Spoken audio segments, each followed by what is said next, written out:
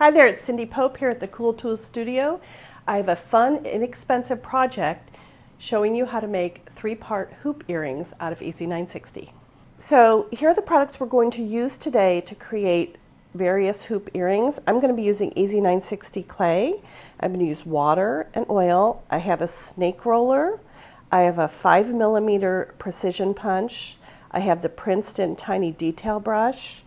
A couple sanding sponges. I love these applicators. I use them in almost every project.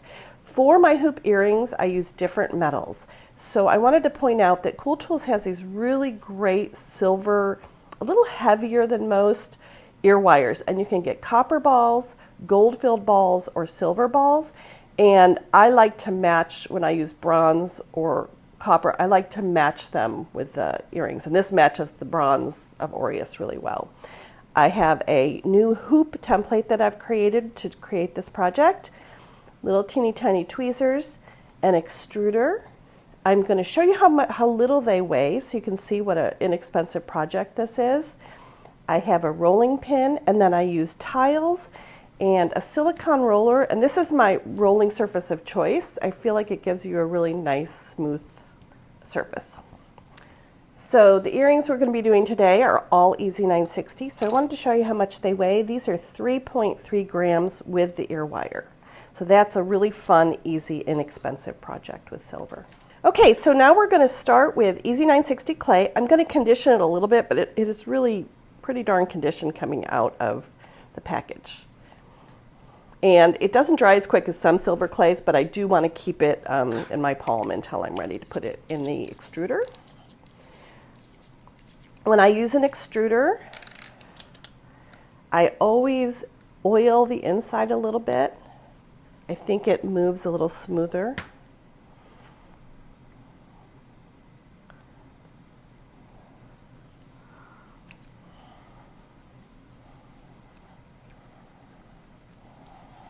And then the tips that I use for this, you can have different sizes. I kind of like this little size, but I don't want 4 coming out at once because it'll dry out. So I put this one that's a little bit bigger on top. I do want to oil a little bit the surface of this one. And I create like a little sausage roll.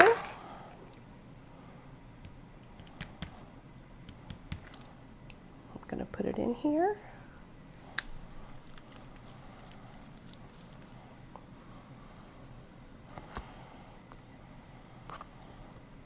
I'm going to put this on top with the one facing up.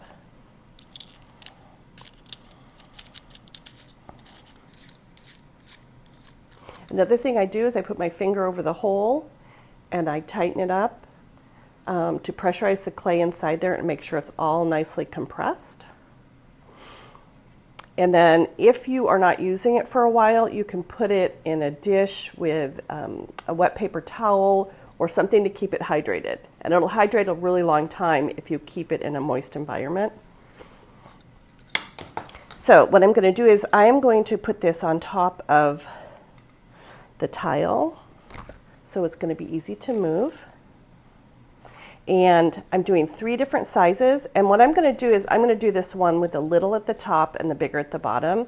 I think I'll make a really big one at the bottom. So I'm going to use this one, and the great thing about this hoop is you have 2 of each size, so you can make both earrings together. I was using the circle templates, and it was taking me a really long time, so I'm really thrilled that they developed this one for me. So I'm going to use the biggest one. I'm going to go 2 down and use the medium size one, and I think I'm going to use the second to the smallest for the top. Let me show you how I do this.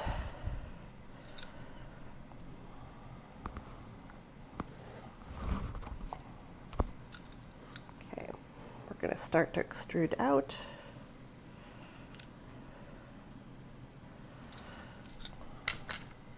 And what I'm going to do is I'm going to do a little test to see how much I need, and then I'm going to do another strip of clay that is exactly the same length. So then all of them will be the same. It's surprising how like even a few millimeters can change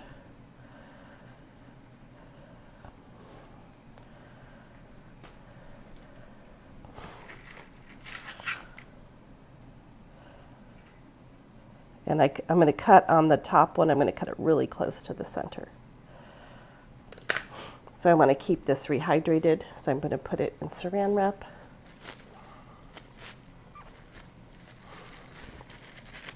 Because with this project, you want really moist clay.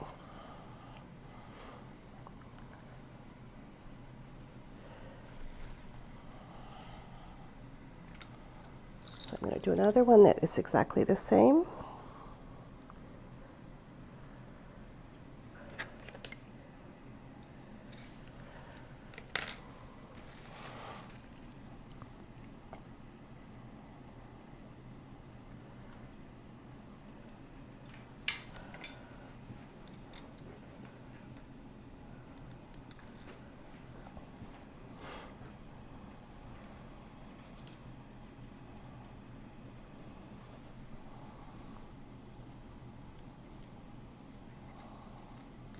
Okay, now we're ready to make our hoops. I have 2 strips that are the same. And you don't want to let these guys dry out, which is why I do 2 at a time instead of doing all the extruding first. So I'm going to wrap it around so it's right up against the edge. And this is a little fussy. This work is a little fussy. But you want to get it right against the edge so it's the same. They're both the same size.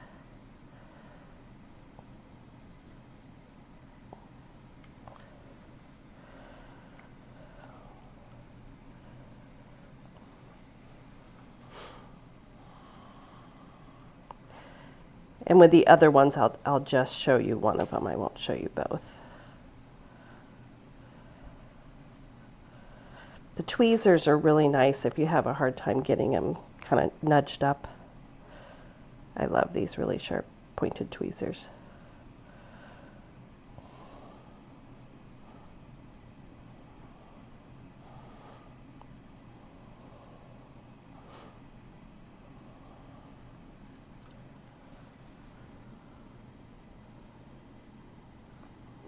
Okay, and once you've got them in there, what I do to set it is I'm going to take the snake roller and I'm going to press it down and make it a little flat. Now, if you just press the tiniest bit, you can have a very round one. I like a flatter side on my hoops because it catches the light.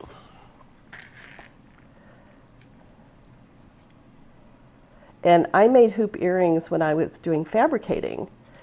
And so it's really fun to discover how to do this with metal clay.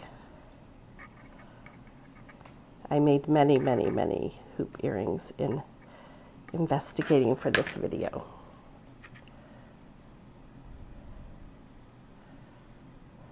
And you want to make sure they are the same thickness, which is another reason it's nice to have them together. Okay, now we're going to make the second one and the smallest one. So I'm just pressing these down to make them flat, and I'm going to air dry them in the form. You can remove the form when they're slightly dry. You just don't want to pull it up when they're still wet. And the pressing, which I do even if I'm just doing a circle, actually helps you set the shape. The clay will remember that shape, so you're more likely to have it right when it comes out of the form. Okay, my hoops are dry. Once they were mostly dry, move them to a hotter surface, and you want them fully dry when you start joining. But before I do that, I'm going to cut these little circles that I use for bails. And you don't need to have a bail on them, but I think it's easier to hang, and I think it swings a little bit better. And I use the precision punch for that. I use the precision punch for a lot of things. And I'm going to slightly oil the surface.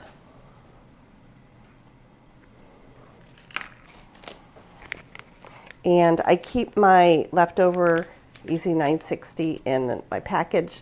And then I occasionally squirt it while I'm working.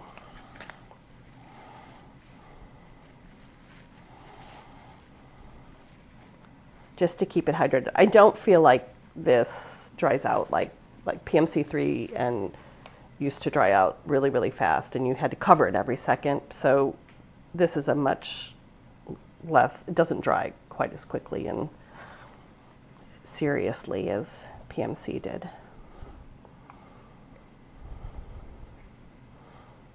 Okay, and when I get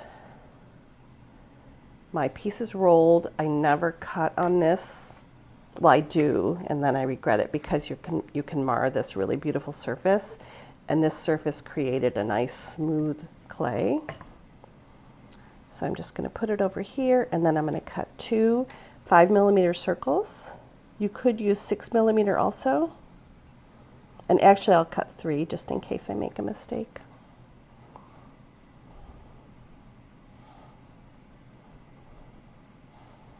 And so these will be dry when I'm ready to attach them. Okay, so now I'm going to construct the hoops.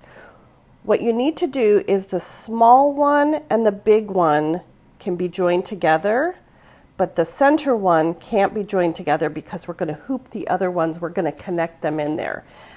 So actually with the little ones, they joined a little bit when I smushed them down, which is nice. That's nice. These ones are a little far apart.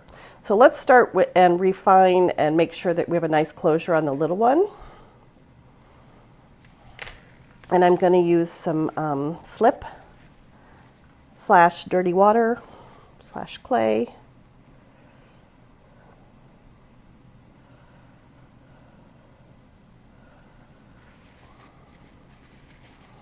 And I'm going to use one of these application brushes because I think they add the clay really nicely. And I use these as kind of a work surface too. I'm getting it slightly wet. We're going to pick it up.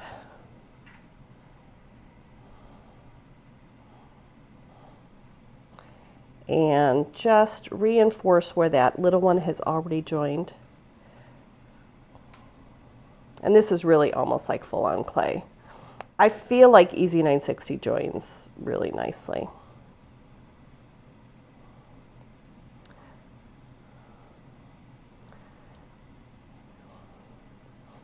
And you just want to, if there is a cut where you can see the joint, you just want to fill that in so it's nice and smooth. And now we'll refine later. The important thing here is making it secure. You can always sand and smooth later. So I'm going to put this on the drying surface, and now we're going to do the bigger one, which isn't quite as neat and joined together. So I'm just going to make sure I have a flush surface to join together. So I cut off just the tiniest bit. This has got some flexibility to it. So I'm going to do what you would do when you were soldering and push it back and forth till they're touching. And then I'm going to use my sanding sponge and just make it really, really flat. And in the greenware stage, EZ960 is really, really flexible, which is disturbing for some people, but it makes it so much easier to finish, I cannot tell you, because when sanding and stuff, it just is a lot easier to work with. And a baby wipe will just remove almost anything. And then when it's fired, it's 960, so it's really hard.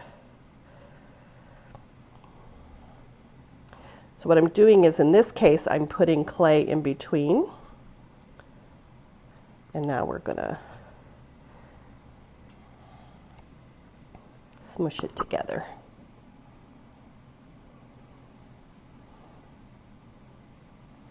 And then I'm going to put some on top and on the bottom. And then I'm going to dry it. And once I dry it, I'll flip it over and do the other side.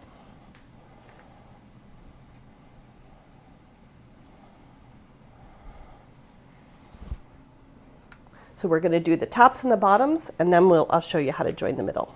Okay, so I have done the tops and the bottoms, and I'm going to refine them now using a sanding sponge.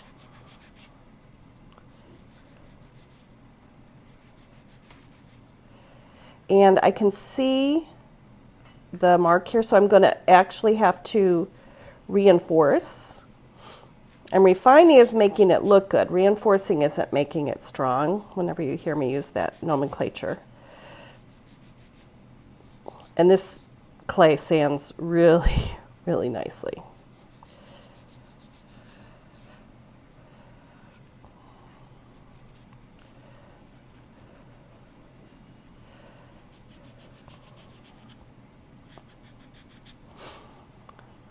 So I would do that 2 times before joining, but I'm going to show you how I join the middle one in so you can just get a general idea.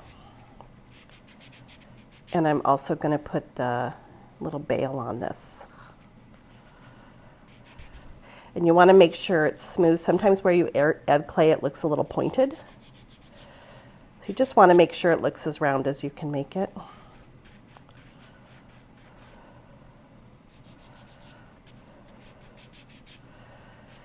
And then I'm going to sand all the flat surfaces so they come out of, they're a little easier to finish. And if you have like a little part, you can also, lovely thing about EZ960 is you can actually carve some off really easily. Because in the greenware stage, it's so flexible. Okay, so I have these 2 done. I'm going to add the little top, and what I'm going to do is I'm going to make it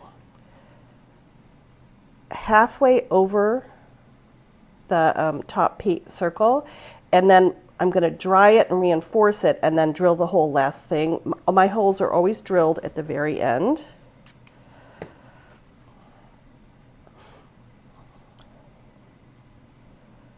Because this circle is a lot less fragile when it doesn't have a hole in the middle.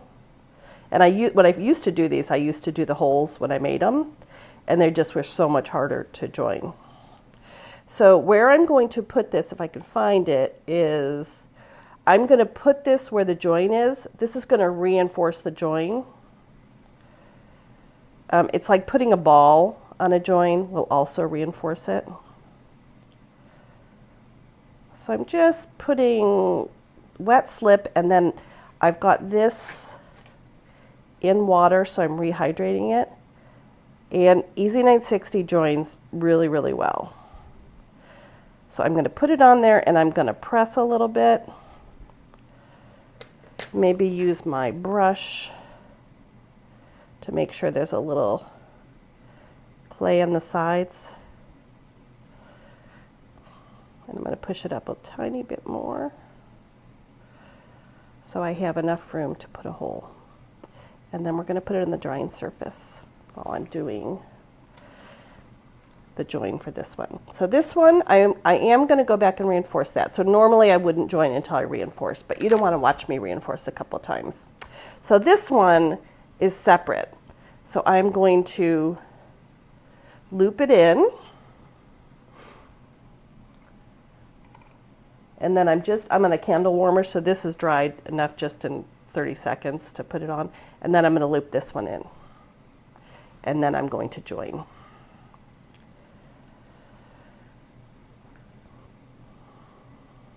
And I'm rehydrating the surface first.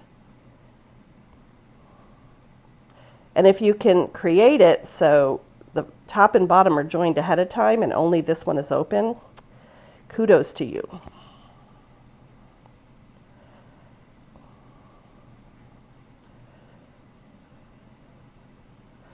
So I'm just letting this clay rehydrate before I do the join. It's the best way to have success is to have it rehydrated. And now I'm going to put some actual clay in there, and it might look goopy and messy, but I think, as one of my teachers, Wannery Tanner, told me once, join it and dry it, and then you can reinforce it. And that was probably some of the best advice I've ever gotten. Okay, so I'm going to put it on the drying surface, and then we're going to reinforce it. Okay, everything's dry, and I'm just going to go around and reinforce all the circles. You want to do your reinforcing twice. So there are probably a few places on this that I'm going to want to reinforce some more. But you want everything to look nice and round. And no bumps on the outsides. And like I said, refining with the EZ960, it's one of the, because it's softer, it's in the greenware stage, it's so much easier to refine. So once I've got everything refined, I'm going to drill my hole. And I'm going to start with one of the little teeny tiny ball bursts. I feel like it's almost like a starter hole. And that's just my methodology.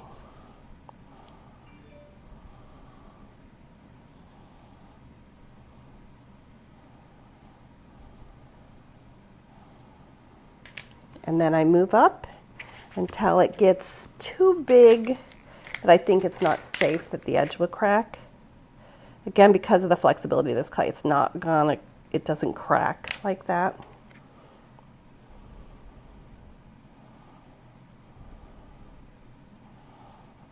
And I think that's gonna be perfect for an ear wire. This is gonna shrink 10%, which isn't a whole lot. Then I'm gonna go back and I'll re-refine everything and maybe wet smooth a little bit and fire it at 1675 for 2 hours. Okay, so now we're ready to fire, and I wanted to show you, I'm gonna use a bowl with the very fine vermiculite in it. I think that's a good medium for it. And I'm gonna lay it on top, and one of the pieces is in the middle is gonna go up and down. Now you wanna make sure nothing's touching because it will certainly fuse together if it is. So I do, you need a bowl about this size to put both in. I'm going to fire at 1675 for 2 hours. And these will just be great, and they're really, really strong, and I hope you enjoy your hoop earrings.